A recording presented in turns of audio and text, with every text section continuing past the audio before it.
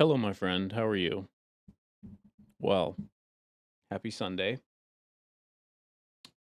Today, I wanted to take the opportunity to speak a little bit about my third trip to the Orthodox Church. 3 consecutive weeks, 3 visits to the Orthodox Church. And before this, for the context of you who don't know, I've never been to an Orthodox church before. And I'm quite impressed in a lot of ways. So I figured we might as well talk about it and share some thoughts about that. So as soon as I get this lit correctly, we'll get started.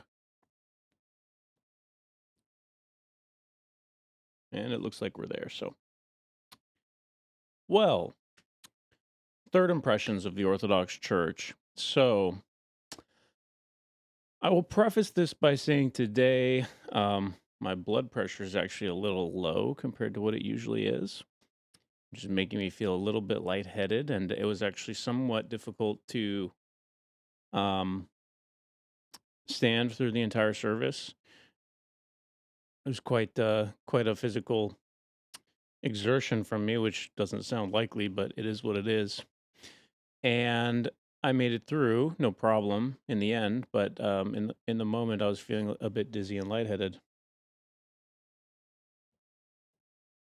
The room is not very cold. It's slightly air conditioned, but there's sort of an asceticism about the Orthodox Church, a little bit of a your worldly condition is not designed to be uh, fully ideal, shall we say? Your worldly condition is designed to exalt um, that which is divine, and your discomfort is a multiplier for your um, for your prayer. Of course, I'm just kind of speaking metaphorically here because it's not like anyone has told me that. It's not like anyone has said that explicitly, but there are some evidently visible differences in the way that the Orthodox Church views um, suffering to the way that the Protestant Church does. It seems like the Orthodox Church is kind of open minded to suffering being part of the human condition, and that you're meant to get through it nobly and gracefully, which I actually agree with and I like, if that is indeed a view of the Orthodox Church. If it's not, well, it's a view that I hold regardless.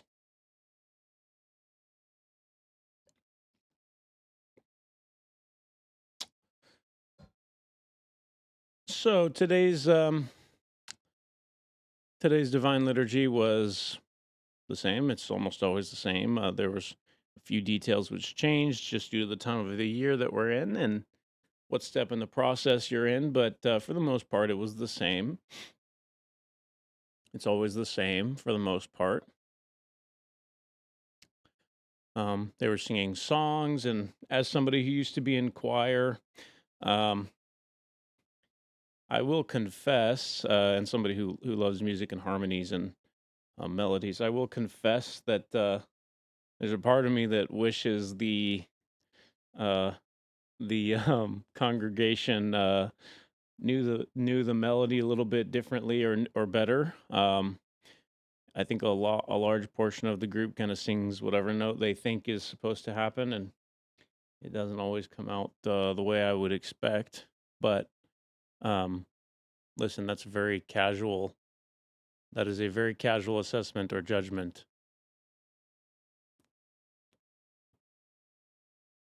It is not a scathing critique by any means.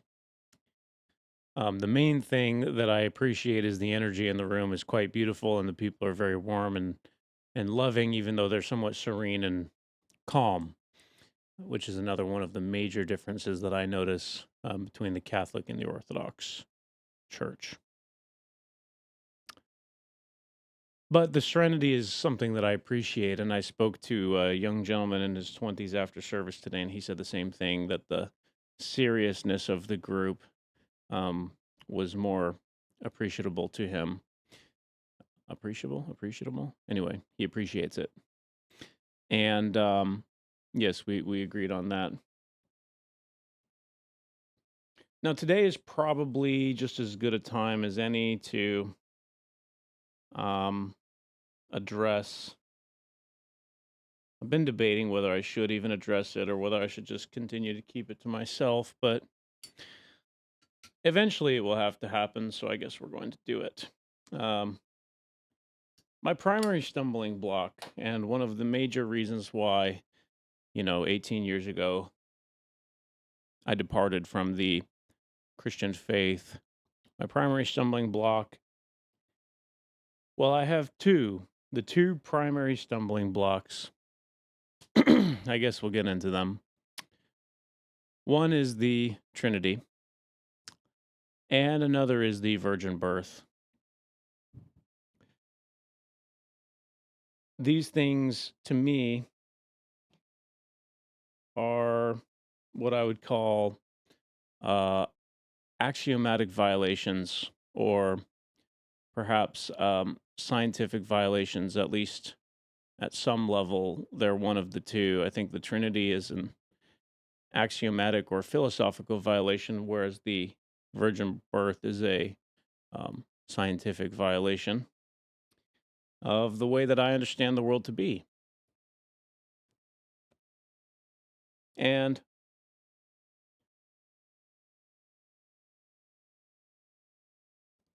I'm aware that I don't know everything, and I'm aware that I could not know everything. But I am sort of a philosopher at heart. It's sort of part of my character. It's part of what I do and who I am. I will say one thing that I like about the Orthodox Church, one thing that is appealing to me, is the fact that even in the Divine Liturgy, but also in the Bible itself, it speaks quite frequently of mystery.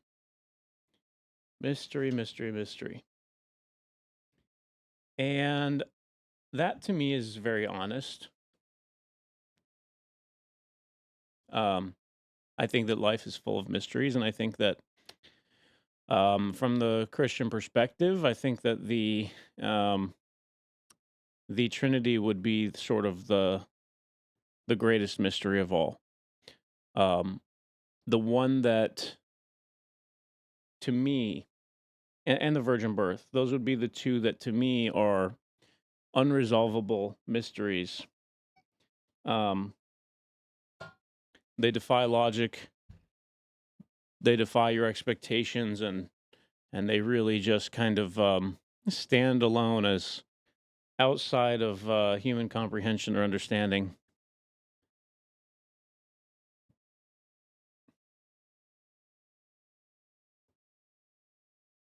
I have heard arguments for the Trinity.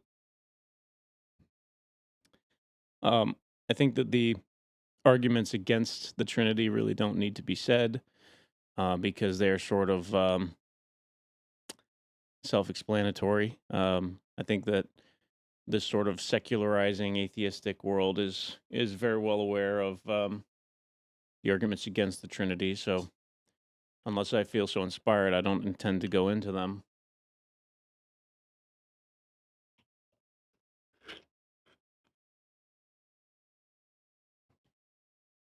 But I've heard many arguments for the Trinity. I've heard it being described um, as a literal truth. I've heard it being described as a metaphor. I've heard it described in a lot of ways.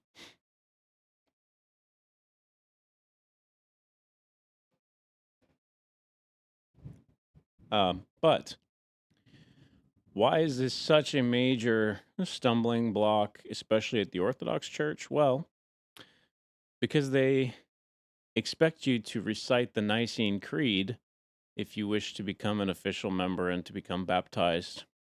And the Nicene Creed requires an explicit affirmation of the exact doctrine as affirmed by the priests and bishops and Mr. Constantine, the great unifying Roman emperor,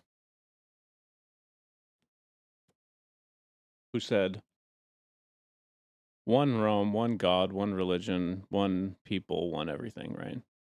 He wanted unity. And just for the context, Constantine inherited one fourth of a divided Roman Empire and then united it and then said, we're not going to be doing separate religions. We're not going to be doing all these different things. We're going to be Christians. And that's that, right? So he had motivations for wanting to unify everything.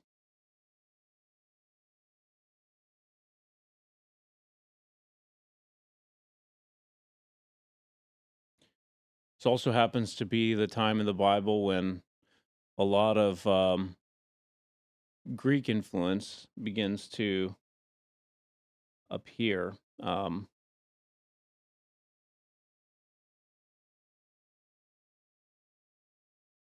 That might not be the most accurate way to say this, but the point is that there's an increase of Greek influence. The timeline is probably not actually quite right now. I'm thinking about it, but there's an influence of Greek appearing. Greek language starts to be used in the Bible. The New Testament itself is written in Greek, and I just can't shake the feeling that that part of the doctrine is pretty Roman, pretty Greek. The New Testament, or at least is a reaction to what has become pretty Roman and pretty Greek in the world. In the world scene, the world is kind of responding to the increasing Roman Greek influence.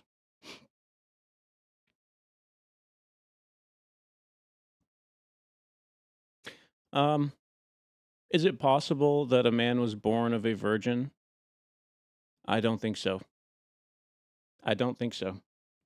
And this has always been one of my stumbling blocks ever since I was young. I never believed that part of the doctrine, and frankly, I still don't.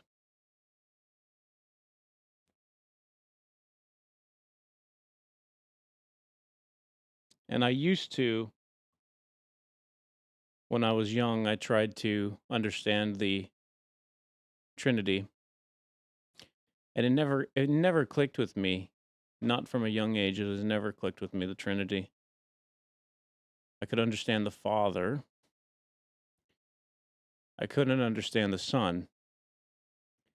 The Holy Spirit to me was an interesting idea. That one to me was not as troubling of an idea. It's kind of a mystery, and I was always sort of okay with leaving it a mystery. But I've never understood how the Father and the Son could be the same thing, the same entity,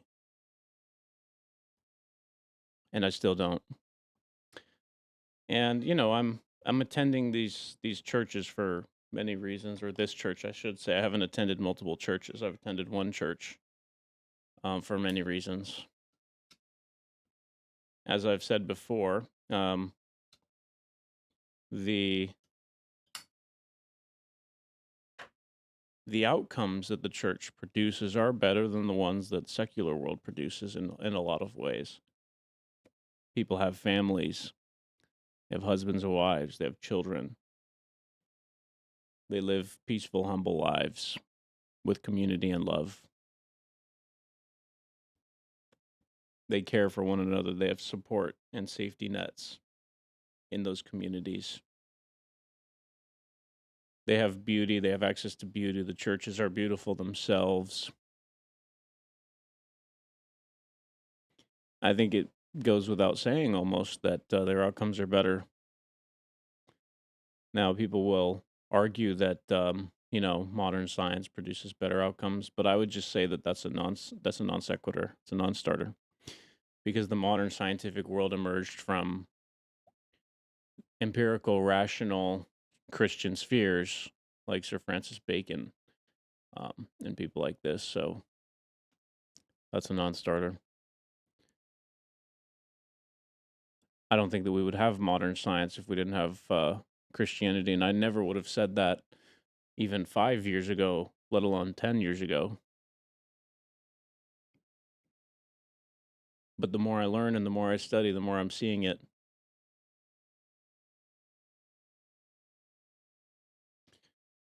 So, what is a person like me to do when they're faced with a philosophical problem that they can't seem to resolve? And I'm not a dishonest person. I'm not going to lie and affirm the Nicene Creed if I don't believe it.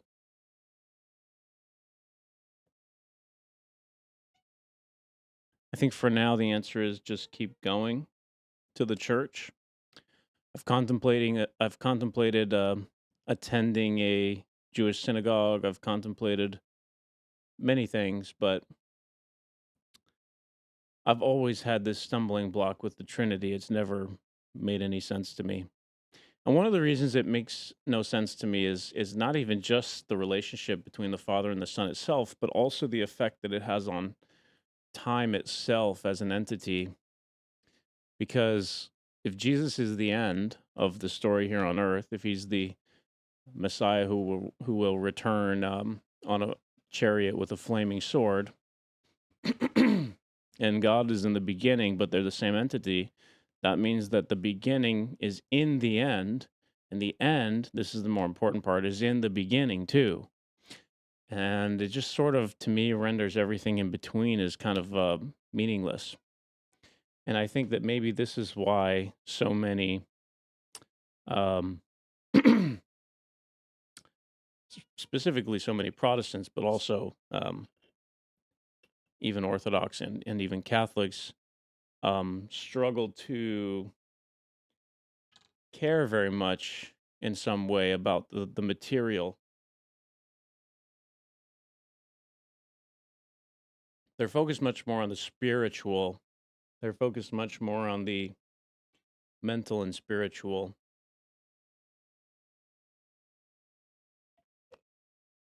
almost to almost to the exclusion of the material altogether. Although I think Catholics do this the least. I think Catholics exclude the material the least, and I actually think that's one of the reasons why they haven't been too popular sometimes,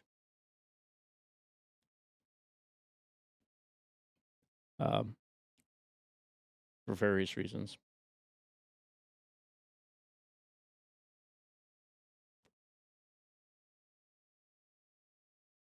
Not the least of which their unbelievable wealth and the fact that they control like 25% of the earth.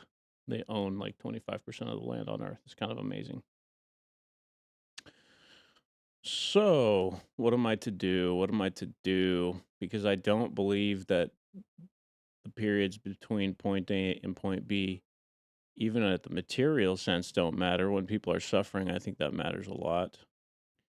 And of course, I know already that I'm going to be misunderstood with this sentiment.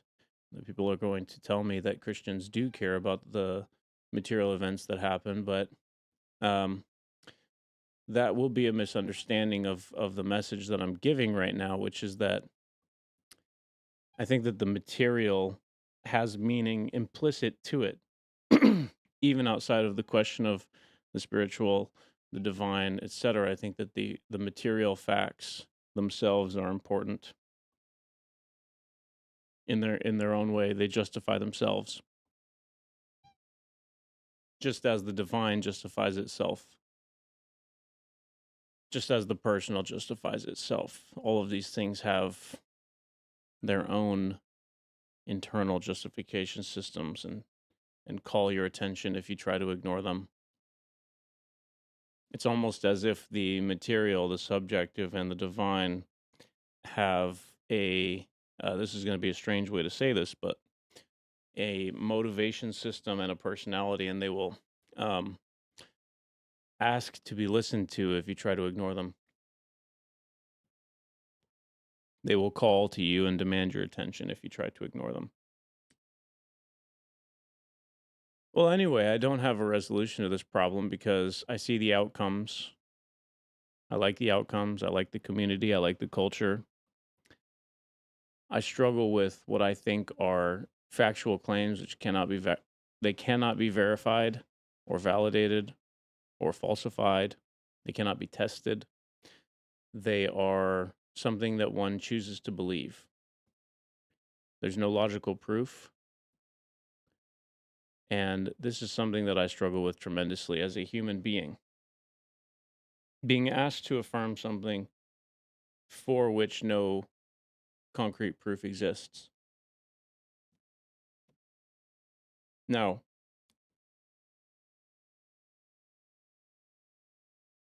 I think it's fine to assert something, but to ask me to affirm it verbally, this is the issue. People can tell me that Jesus is God, that they're the same entity. I'm okay with that. If somebody wants to assert that, I know a lot of people who assert that. A lot of people who I love will assert that.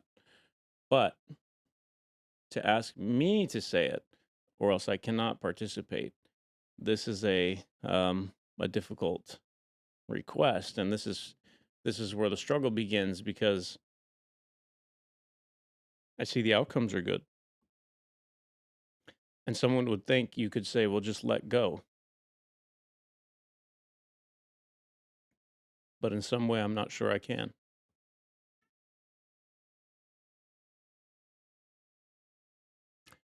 In some way, I'm not sure that I can. So I will continue to evaluate and study. But this is the stumbling block, those two stumbling blocks, the Trinity and the virgin birth. And we will see. Only time will tell if I'll be able to accept those propositions or not. Um, there have been heresies, I will call them, who asserted that Christ is the Son of God. Um, and even some minor heresies from before that who didn't even really believe that. And you can see Islam, which believes that Christ is the perfect man and the greatest prophet and the Messiah, the only perfect man at that, and that he will come back in the end times to save humanity, but does not believe in him being the Son of God. And you can see, of course, the Jews who rejected the claim that Christ was even the Messiah altogether, and certainly that he's not the Son of God, or that even such a thing is possible. And so the function of this video is not to stir up drama. It's not to have an argument. It's to simply express that these are where my stumbling blocks are. And they're big stumbling blocks, and they're the same ones that have always kept me away from the church. And in fact, they're the same ones even today on my third visit,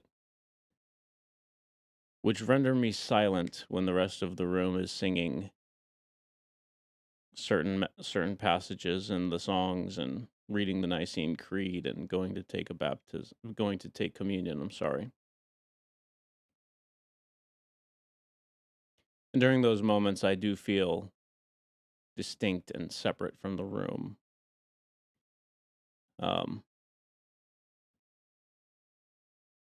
Such an explicit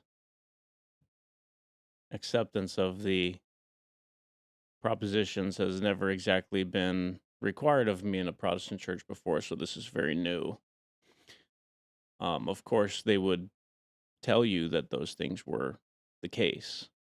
I've never met a Protestant who said, well, that's probably not true. I've never met a person in a Protestant church, is the way that I will say this, who would reject the Trinity and the virgin birth. And so I've always been sort of an outsider in this sense in those communities. And